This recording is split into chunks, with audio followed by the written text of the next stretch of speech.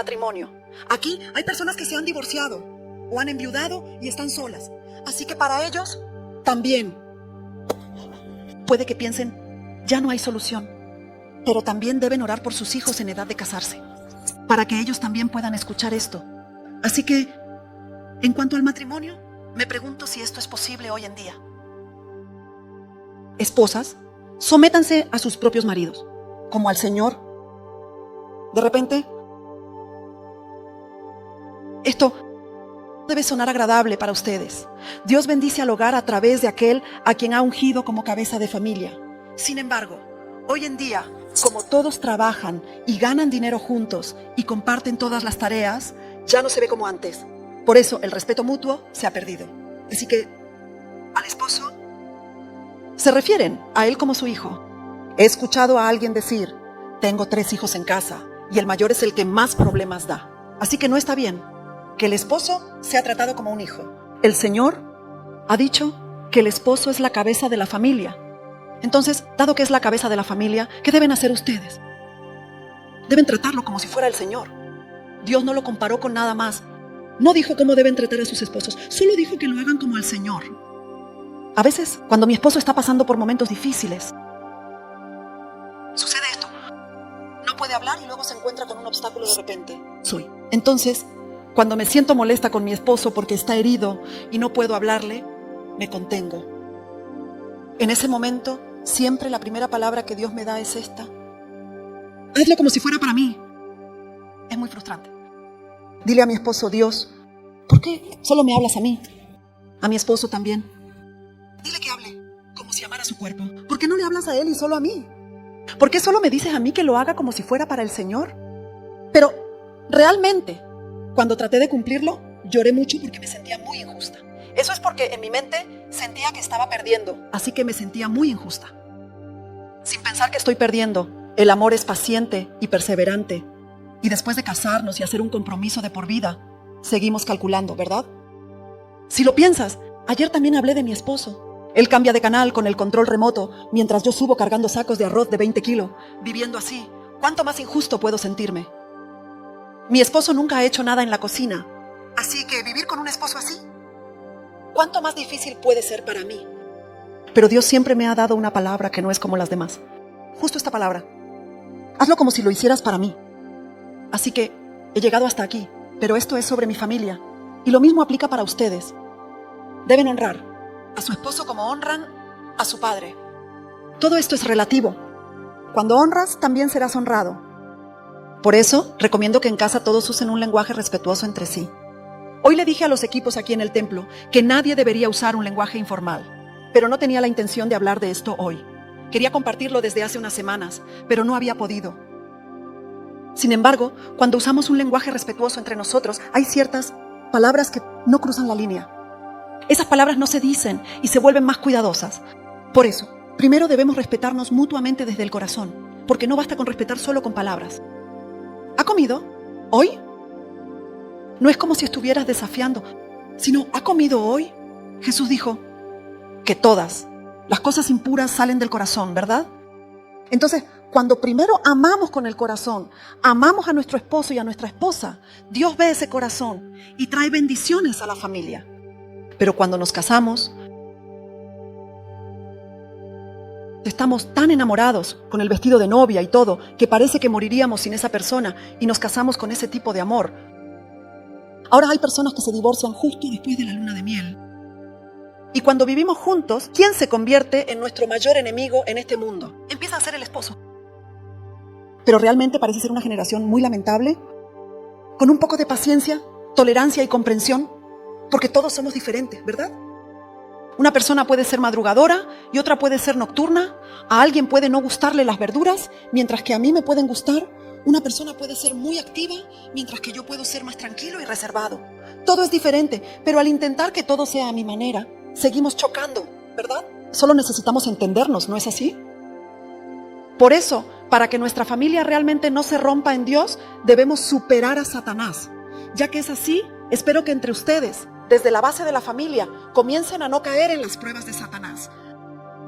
Y si miramos, maridos, amad a vuestras esposas como Cristo amó a la iglesia. y se entregó a sí mismo por ella. ¿No es esto una palabra extraordinaria?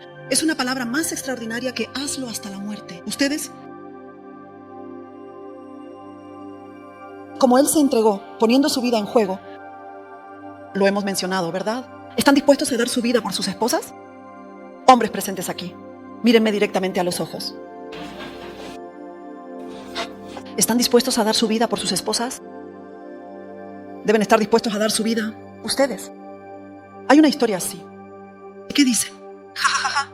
Si tu esposa y tu madre se están ahogando, ¿a quién salvarías primero? He oído que se habla de esto. ¿A quién deberías salvar primero? A ambas.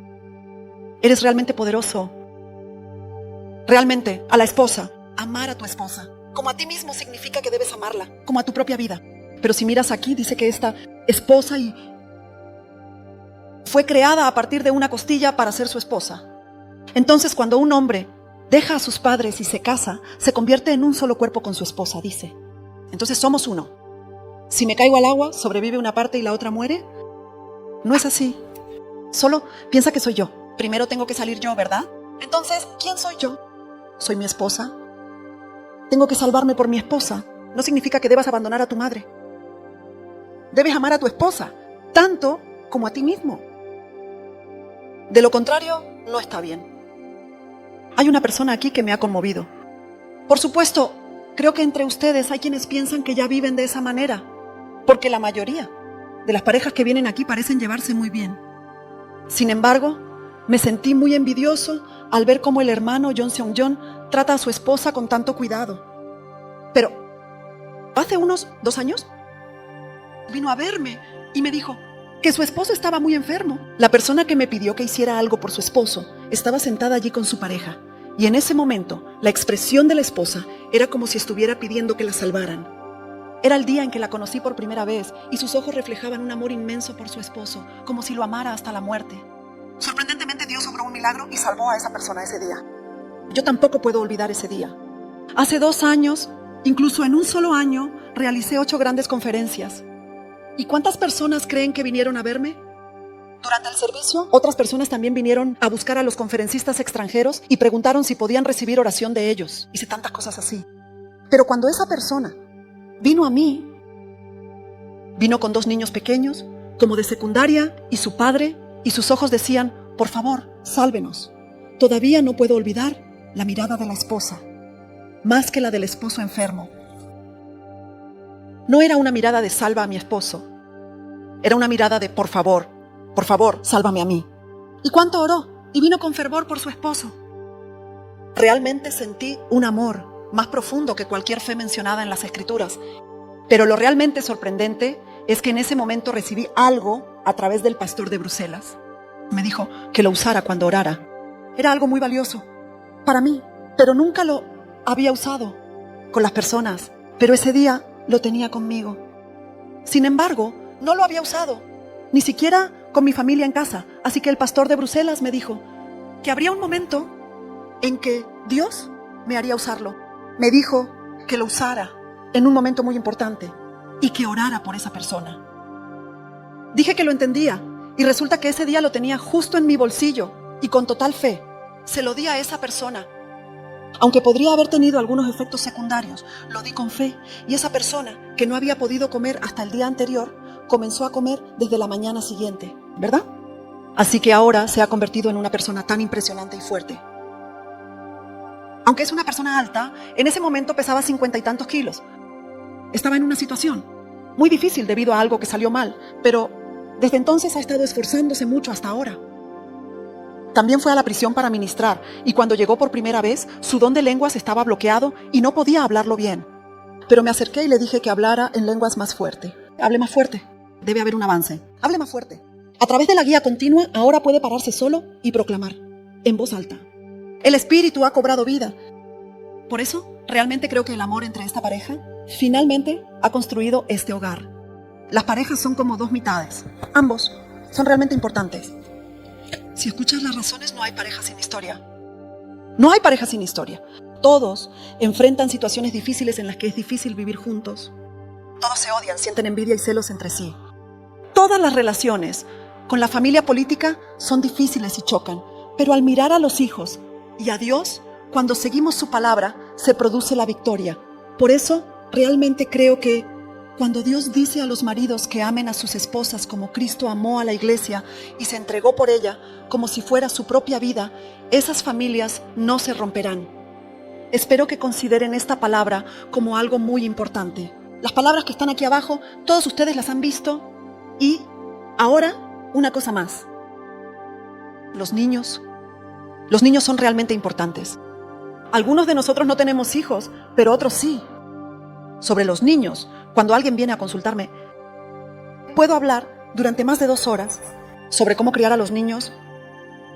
Los niños, ustedes deben entregarlos a Dios como Ana. Nunca deben pensar que son suyos. Los hijos nunca son nuestra propiedad. Dios simplemente los ha confiado a una persona como yo, a una persona como mi esposo. Solo nos los ha confiado para que los criemos un poco. Pero lo que arruina a los niños es que, con nuestras medidas, demasiada interferencia y regaños es lo que arruina a los niños. Simplemente deben entregarlos a Dios y solo decirles palabras de bendición. Incluso si este niño obtiene malas calificaciones en la escuela, incluso si lo llaman constantemente a la escuela por causar problemas y le dicen a los padres que escriban esto o aquello, sin importar lo que suceda, ustedes deben mantener la fe de que este niño definitivamente tendrá éxito y le irá bien. Nunca deben perder esta creencia. Por lo tanto, no es necesario que ustedes digan a los niños qué hacer o qué no hacer. Simplemente confíen en que les irá bien. Si tu hijo dice, mamá, creo que esto es así, ¿qué piensas tú? Creo que no puedo hacerlo, me siento así. Entonces, dile que haga lo que le gusta. Hoy en día, incluso estudiando, no se puede tener éxito solo con los estudios. Haz lo que te conmueva el corazón. Deben infundir fuerza y coraje a los niños para que desarrollen el talento que el Señor les ha dado. Eso es lo que están haciendo, ¿verdad? Sí. Por eso, las personas que más maldicen a los niños en crecimiento son los padres. Piensan, yo no los maldije, y se quedan pensando en silencio. Pero realmente los padres piensan, ¿cómo pude tener un hijo así? En el momento en que ese pensamiento entra en el corazón, todo el mundo de la imaginación y el espíritu se conecta con la realidad.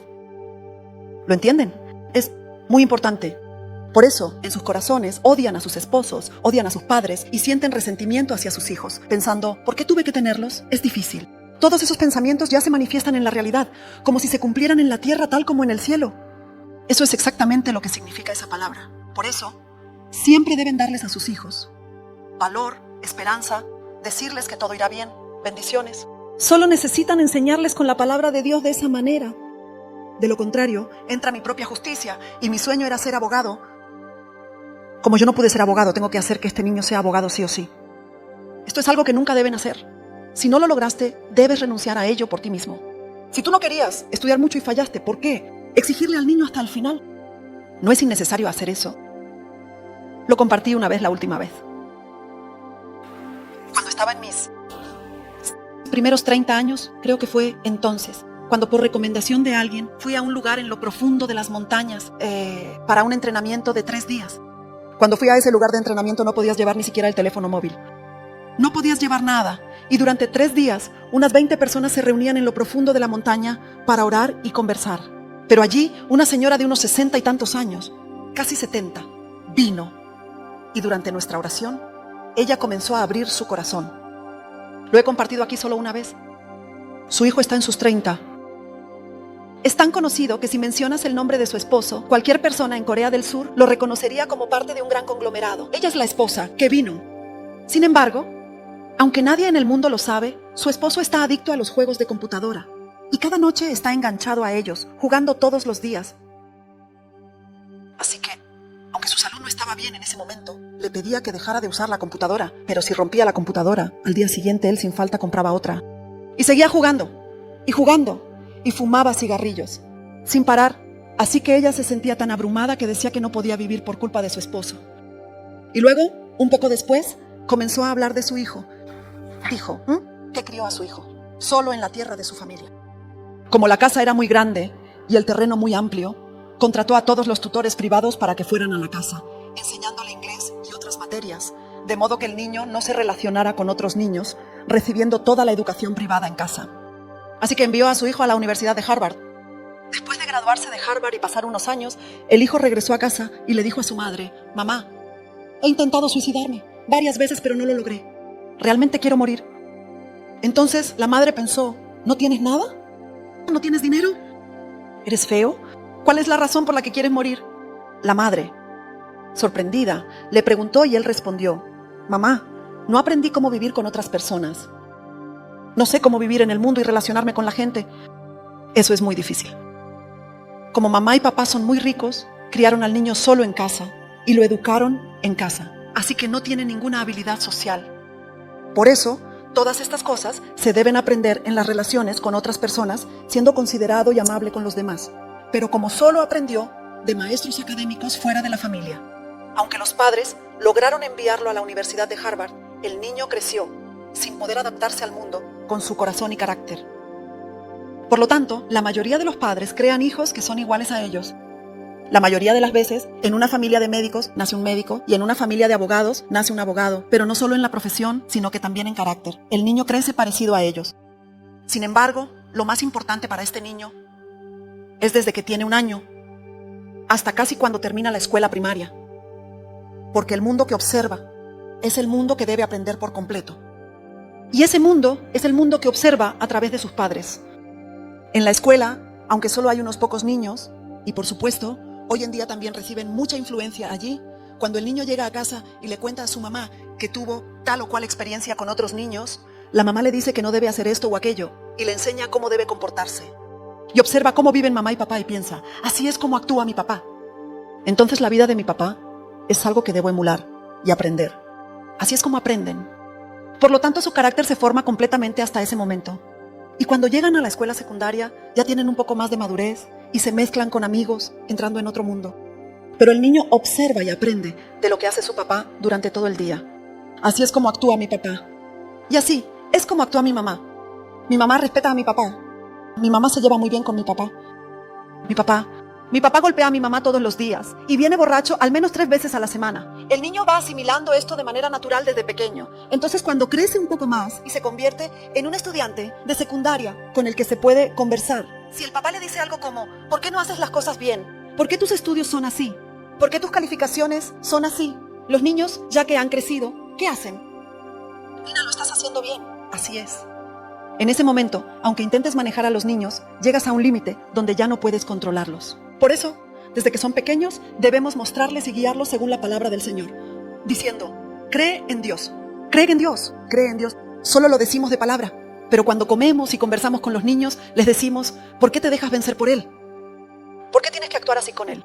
Oye, no hagas eso. Y mientras haces esto, calculas todo en el mundo, para que no vean ni un poco en tus manos, educándolos mentalmente de manera estricta. Y cuando los niños crecen, te preguntas: ¿no los crié así? ¿Por qué son tan maleducados? Así es como sucede. Pero todo eso es porque ya educamos a los niños de esa manera desde que eran pequeños. Entonces te preguntas: ¿cómo llegué a criar a un niño así? Pero eso es un reflejo de ti mismo. Los hijos son un espejo.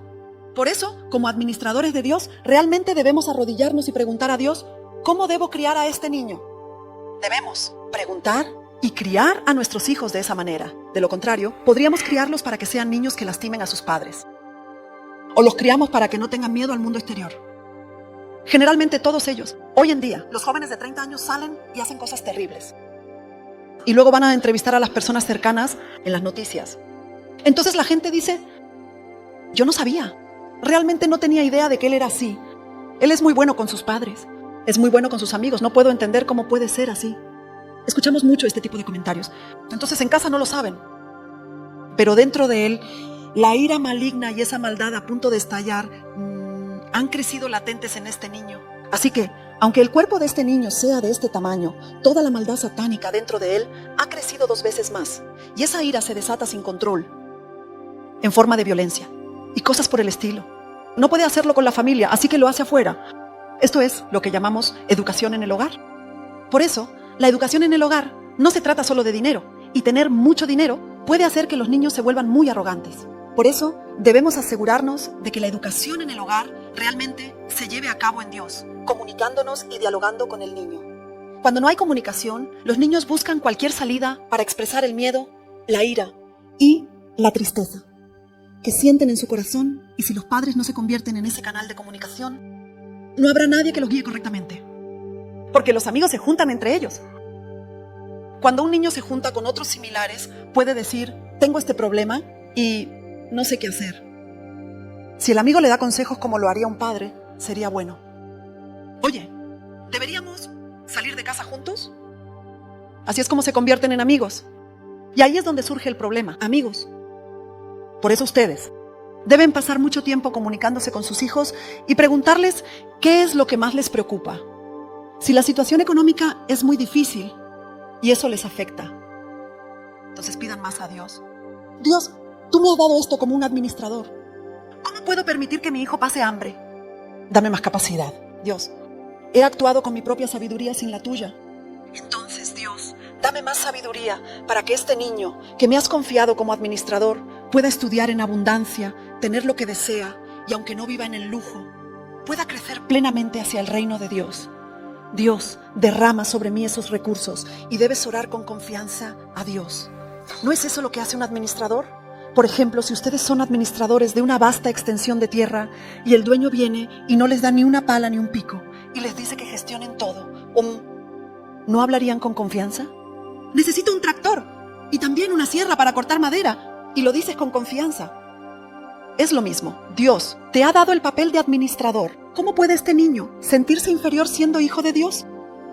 Dame los recursos para criar a este niño con confianza. Y si este niño, por ejemplo, quiere ir a la facultad de arte, Dios, la facultad de arte cuesta mucho dinero. Entonces el niño dice, mamá, quiero dibujar y quiero ir a la facultad de arte. ¿Qué estás diciendo? ¿Cómo vas a ir a la facultad de arte con nuestra situación actual? No deberías decir eso. Independientemente de nuestra situación, Él es un hijo de Dios. Si Dios quiere que él vaya a la facultad de arte, Dios, por favor, provee el dinero. Eso es lo que debes hacer. Amigos, yo también he tenido esa experiencia. ¿Realmente necesito enviar a este niño a estudiar al extranjero? ¿Realmente necesito enviar a este niño a estudiar al extranjero? No tenía nada de dinero. En ese momento le hablé a Dios. Dios, me diste a este niño como administrador. Ahora tengo que enviarlo a estudiar en el extranjero, pero no tengo nada de dinero. Le dije a Dios que si me daba el dinero necesario para enviar al niño a estudiar en el extranjero, en 3 meses entonces lo enviaría. Y Dios me dio más dinero del que necesitaba para enviarlo a estudiar en el extranjero. En 3 meses, por eso pude enviarlo a estudiar en el extranjero. Así que nosotros no debemos vivir según nuestra propia manera, debemos vivir según la manera de Dios. Y también debemos criar a nuestros hijos según la manera de Dios. Entonces no habrá nada difícil. Ya le hemos entregado todas nuestras cargas a Jesús. ¿Qué puede ser difícil? Pedir, recibir y transmitir tal cual. Eso es lo que debemos hacer.